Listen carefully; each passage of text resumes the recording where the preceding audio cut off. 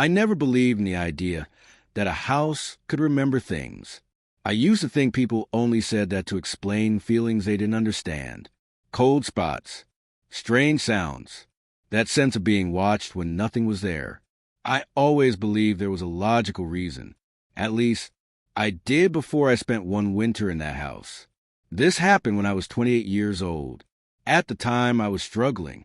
My job contract had ended early, and I couldn't afford my apartment anymore. Rent prices had gone up, savings were gone, and winter was already setting in hard. Snow had started falling earlier than usual that year.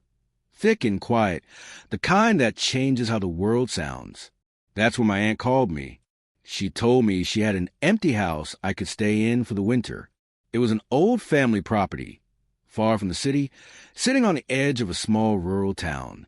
She said no one lived there anymore, but it was warm, safe, and already paid for.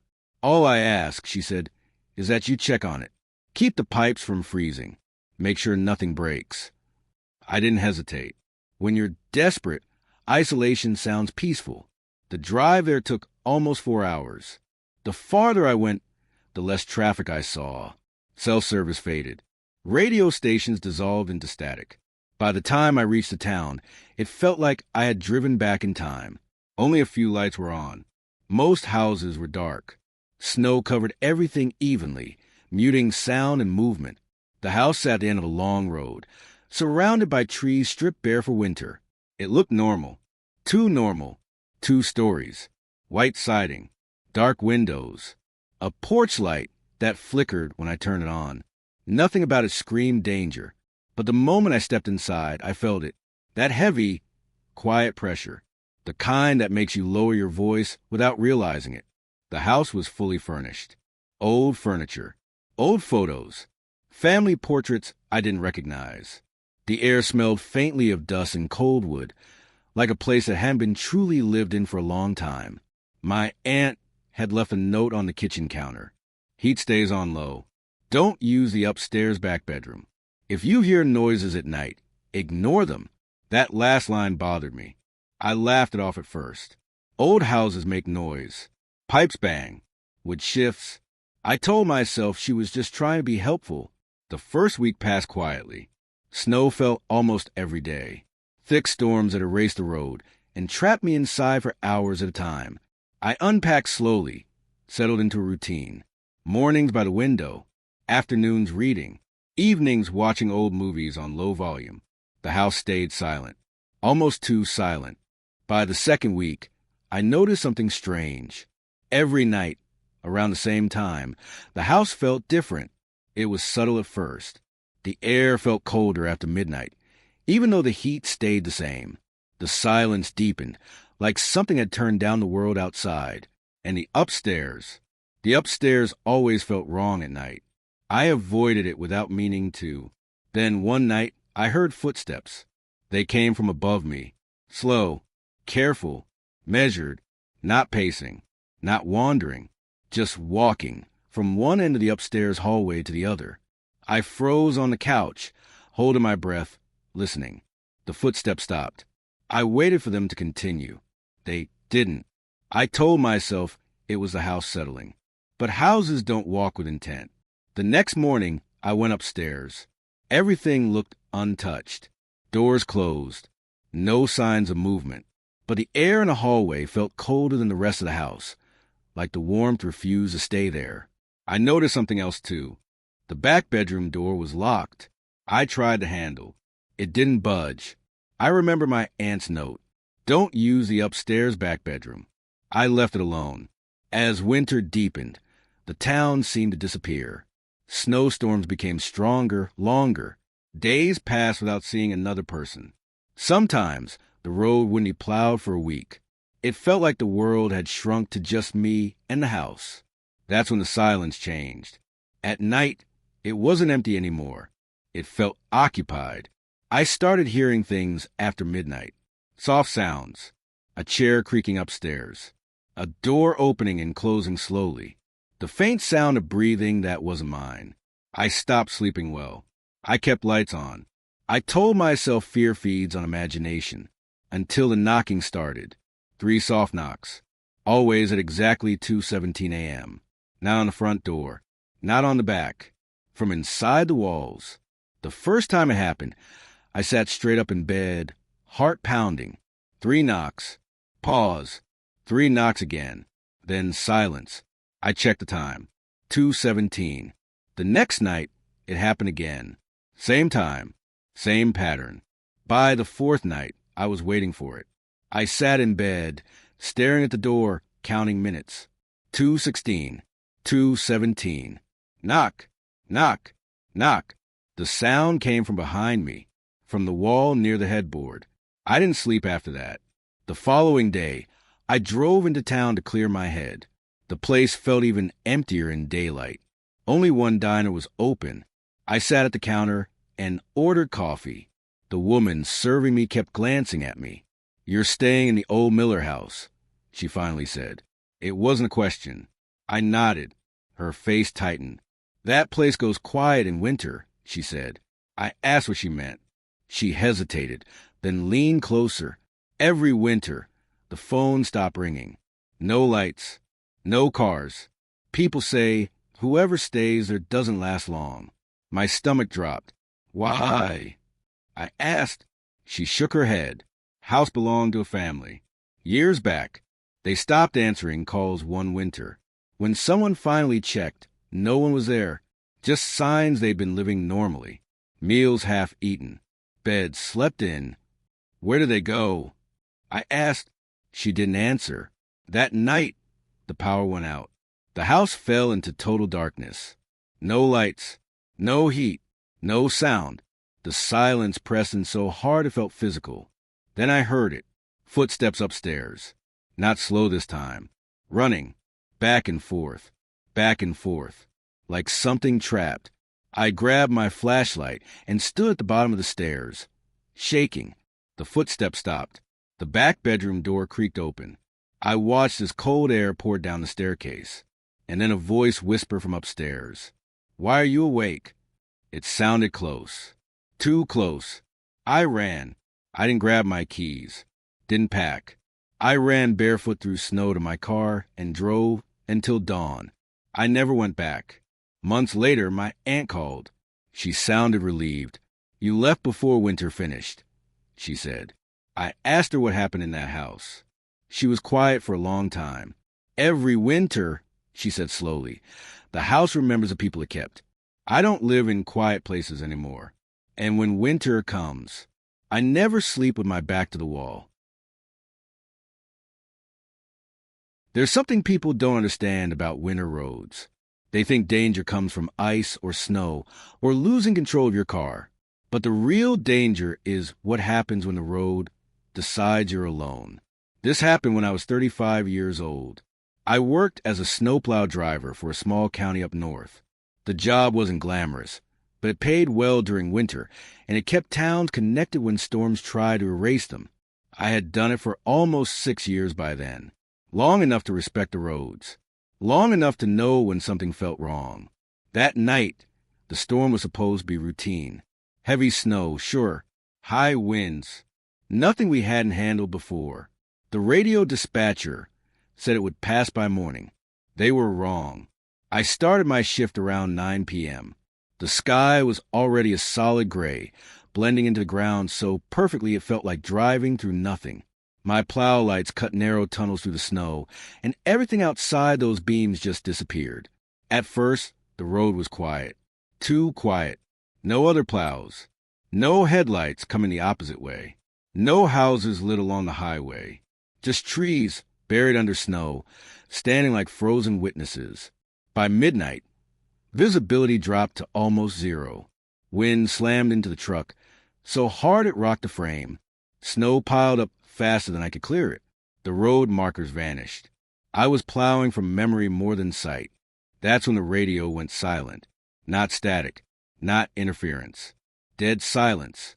I tried switching channels. Nothing. I tapped the radio. Nothing. I told myself the storm knocked something out, but then I realized something worse. My GPS had stopped updating. The screen still showed the road, but the little arrow mark of my truck wasn't moving anymore. I slowed down, pulled over, Stepped out of the cab. The cold hit me like punishment. The wind howled so loud it felt like screaming. Snow filled my boots instantly. And then I heard something that didn't belong. Footsteps. Behind me, crunching slowly through snow. I turned around fast, heart pounding. Nothing. Just my truck, half buried already in endless white. I climbed back inside, hands shaking. That's when I saw it. In my side mirror, a set of footprints. They weren't mine.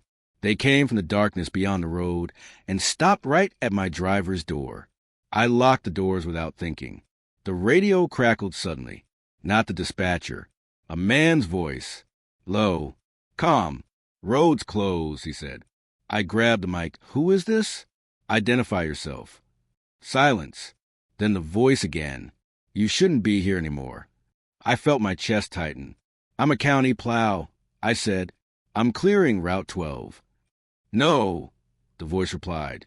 You're not. The radio went dead. That's when the knocking started. Not on the door, on the side of the truck. Slow, metal on metal. One knock. Pause. Another knock. Then something slid along the side of the cab, like a hand dragging across steel. I couldn't move. I couldn't breathe. The knocking moved toward the back, then stopped. Minutes passed, maybe longer. Finally, I worked up the courage to look in the mirror again. The footprints were gone. I told myself it was stress, cold, lack of sleep. I started the engine and drove forward. The road felt wrong. Too smooth, too empty. No snowbanks, no markers, no trees. Just a flat, white stretch that didn't feel like the road I knew. Then my headlights caught something ahead. A vehicle, half buried. I slowed. It was another plow truck. My stomach dropped. Same model, same markings, same unit number as mine. It was wrecked against a snowbank, windshield shattered inward. Emergency lights froze in mid-flash under layers of ice. I stepped out slowly. Snow muffled everything. Inside the cab was a man slumped over the wheel, his face pale, eyes open, frozen solid. I stared at him for a long time before realization hit me.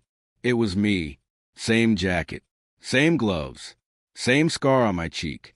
I stumbled backward, screaming. The world lurched. Suddenly, hands grabbed my shoulders from behind. I spun around. A man stood there, wearing a county plow uniform. Older, frostbitten, eyes dull. This road keeps what it takes, he said quietly. Storm doesn't let everyone go. I woke up in a hospital 2 days later. They told me I was found walking along Route 12 after the storm passed. Alone, disoriented, severe hypothermia. They said my truck had slid off the road early in the night. They said I was lucky. But here's the thing they never explained. That wrecked plow truck? They never found it. And every winter, when storms roll in, I still hear the radio turn on by itself, and a voice reminding me, the road's closed now. I've never been afraid of the dark. What scares me is light where it shouldn't be. This happened when I was 28 years old. I was going through a rough patch in my life. I had just lost my job. My relationship had fallen apart, and I needed space. Real space. Somewhere quiet. Somewhere cold enough that the world felt paused. That's how I ended up renting a remote winter cabin. It was advertised as a writer's retreat. Even though I wasn't a writer, just someone who needed silence. The cabin was deep in the woods, about 40 miles from the nearest town. No neighbors. No streetlights. No cell service. The owner warned me before handing over the keys. If the weather turns bad, he said, you stay inside. Roads, don't forget mistakes out there. I nodded, pretending I understood. The first 2 days were peaceful. Snow fell lightly. The cabin creaked the way old wood does in the cold. At night, the world outside went completely black. No moonlight. No distant glow. Just pure darkness pressing against the windows. I slept better than I had in months. On the third night, the storm arrived. It started with wind, soft at first, then loud enough to shake the walls. Snow slammed against the cabin like handfuls of gravel. Power lines went down sometime after midnight. The lights flickered, then died. I lit candles and started the fireplace. The orange glow made the cabin feel smaller, safer. That's when I noticed something strange. Through the front window, I could see a light. Not mine. A single yellow glow deep in the trees. At first, I thought it was a reflection. Or maybe the storm was playing tricks on my eyes. But when I moved, the light stayed exactly where it was. I checked my map. There shouldn't have been another cabin anywhere near me. I told myself it was probably a ranger station or an old hunting shack. Still, something about it felt wrong. It didn't flicker, didn't dim. It just stayed on. All night.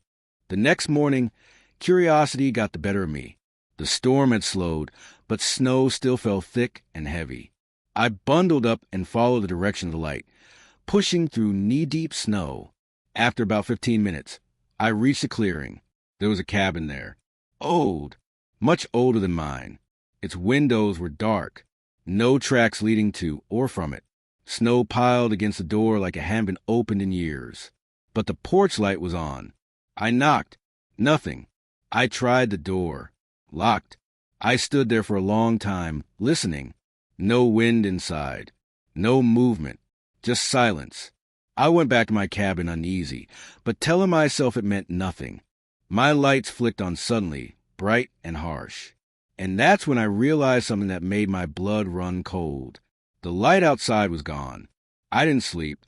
The following night, the storm returned even worse than before. The power cut out again, right on schedule. And just like before, the light appeared in the woods. Closer this time. I could see it clearly now through the trees. Too clearly. I locked the doors, pulled the curtains. Still, I felt watched. Around 2 a.m., I heard knocking. Not on my door. On the wall. Slow. Careful. Like someone testing the structure. I froze, heart pounding. Then a voice spoke, muffled by snow and wood. "Your lights are on." I didn't answer. "You should turn them off," the voice continued calmly. "They attract things." I whispered, barely audible, "Who are you?" There was a pause, then footsteps moving away, toward the trees, toward the light. In the morning, I found footprints outside, one set, leading from the woods to my cabin wall, and back again. That day, I packed my things. I didn't care about the storm anymore. I just wanted out. Before leaving, I checked the guest log the owner had left behind. Most entries were normal, until I reached one from years earlier.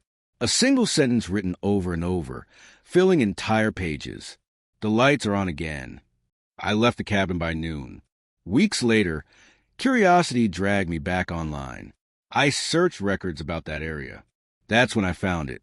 An old report about a family who lived off-grid in those woods decades ago. They believed light attracted something from the forest. They kept their cabin dark. Always. Until one winter night, their generator failed. Rescuers later found the cabin empty. No bodies. Just a porch light still glowing. To this day, I sleep with my lights off.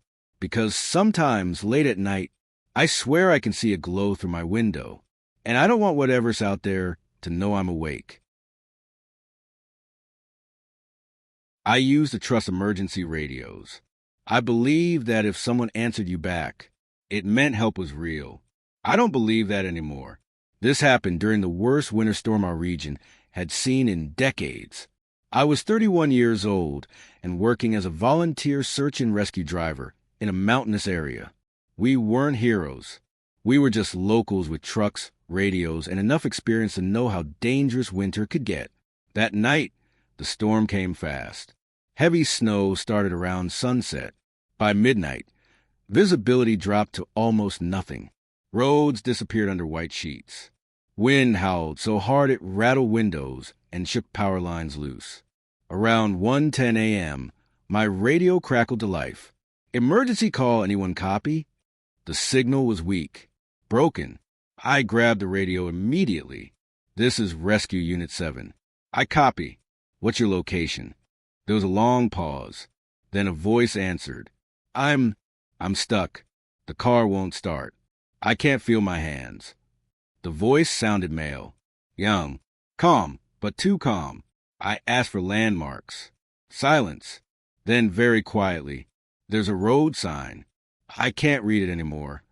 Dispatch came on the line and confirmed the call was coming from a back road near an abandoned service route. No houses, no lights, no cell coverage. They asked if I could reach it. I hesitated. Everyone else was grounded. Plows were pulled back. Conditions were getting worse by the minute, but I answered anyway. I'm closest. I'll try. That was my first mistake. The drive felt unreal. My headlights showed nothing but swirling white. Snow hit the windshield so hard it sounded like something was trying to get in. Every few minutes, the radio would crackle again. You still there? The voice asked. Yes, I replied. Stay awake. Help's coming. I hear something outside, he said. My grip tightened on the steering wheel. What do you hear? Footsteps. Slow. Crunching. Someone's walking around my car, he whispered. I told him to lock the doors. I did, he said, but they're not trying the handles. That made my stomach drop. Then what are they doing? Another pause. They're just standing there. The radio cut to static. For almost a minute, there was nothing. Then the voice came back, closer somehow. They're tapping on the glass now. I slammed the brakes when I finally saw it. A car half buried in snow on the side of the road. Hazard lights blinking weakly, like a dying heartbeat. I jumped out, shouting his name through the storm. No answer. The driver's door was open. The inside of the car was empty, still warm. The radio on my belt crackled again. I can see you now, the voice said. I spun around. What do you mean? I shouted. You drove right past me. My heart started racing. I'm at the car, I said. Where are you? Behind you. I felt breath against my ear. I turned, and there was no one there. I stumbled back, nearly falling into the snow. My flashlight beam cut through the storm wildly, showing nothing but trees and blowing white. The radio fell silent. Dispatch called my name over and over, asking for a status update. I couldn't speak. I got back in my truck and drove. I didn't stop until I reached the main road. Later that morning, authorities went back to the site. They found the car. They found footprints. But they only led away from the road, straight into the trees. And they didn't come back. Here's the part one still don't understand. When they checked the radio logs, the emergency call had come in 3 hours after the man was reported missing. He had frozen to death before I ever answered. But sometimes, during heavy snowstorms, my radio turns on by itself, and I hear that same calm voice asking, "Are you close now?" I still check my mirrors, still drive carefully, still wait for the storm to pass. Because even with all my training, some roads remember the people they take, and some voices never leave you alone. I've stayed in a lot of motels, mostly cheap, barely clean places where the walls are thin and the floor creaks under your weight. I thought I'd seen it all until this one winter night. It was my late 20s. I was traveling across northern Vermont, driving alone through back roads in a snowstorm. The storm was worse than anything I'd experienced. Snow stacked high along the shoulders, gusts bending trees toward the asphalt. Visibility? Practically zero. I spotted a small roadside motel just as my fuel gauge had emptied. Dim neon flickering vacancy in red. A few cars were parked outside, half covered in snow. I pulled in immediately. Relief washed over me. The lobby was warm, smelled like old carpet and bleach. The night clerk was a thin man, almost too quiet, with a pale face and dark eyes that didn't seem to blink much. I asked for a room. "Room 7, he said softly. "3rd floor, near the end." I nodded, handed over my card, and trudged to the stairs. The snowstorm outside rattled the windows like it wanted in. I reached room 7, unlocked it, and opened the door. The room was normal. Old, but normal. Small bed, dresser, nightstand, heater running, faint hum. I shrugged off my coat and sank onto the bed, hoping for a few hours of sleep. I woke Suddenly, hours later, the room was darker than before, shadows stretching across the walls. At first, I thought it was a storm outside, but then I noticed something odd. The door. It was slightly ajar. I never leave the door open. Not in motels. Not anywhere. My stomach tightened. I got up, walked over. It led not to hallway, but another room. One that shouldn't exist. It was identical to the one I'd entered, but darker. The bed was made, but the covers were folded strangely, like someone had arranged with hands I couldn't see. The heater wasn't running. The air was icy. I stepped back. Maybe it was a trick of exhaustion. Maybe the storm was messing with my mind.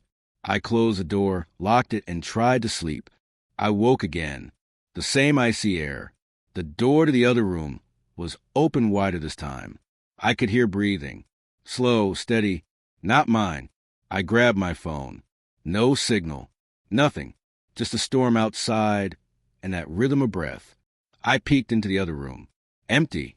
No bed. No dresser. Nothing familiar. Just darkness. And the sense that someone was waiting. I sat down, heart hammering, trying to convince myself it was a dream. Then I heard it. Scratching. Light. Deliberate. Coming from the floorboards beneath the door. I froze. The scratching became a tap. Then a whisper. Come here. I couldn't move. I couldn't speak. Every instinct screamed at me to run. But my legs wouldn't respond. Hours passed. Maybe minutes. I don't know. When morning came, I tried to leave. The hallway stretched longer than it should have. The exit signs flickered. I ran through corridors that seemed to twist and change behind me. Finally, I burst out into the snow. The storm had passed, but the motel stood silent, almost waiting. I glanced back. Room 7's window was dark, but I swore I saw movement. I called the motel later, asked if there was ever a room that didn't exist. The clerk answered, calm, flat, there's only room 7. Always has been. You checked in, you checked out. Nothing else. I never went back. But I can't forget. Sometimes, when the wind howls and snow drifts against windows, I hear a soft knock, and a whisper that sounds exactly like that night. Come here.